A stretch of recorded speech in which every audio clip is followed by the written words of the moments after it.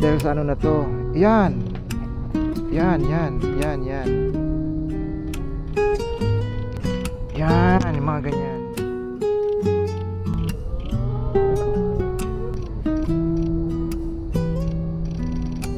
Parang casual lang. Wow, yun pala yun, no?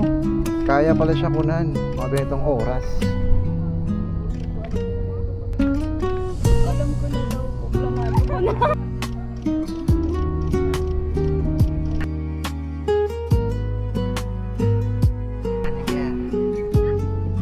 Yan. Grabe yung ginawa mo kanina.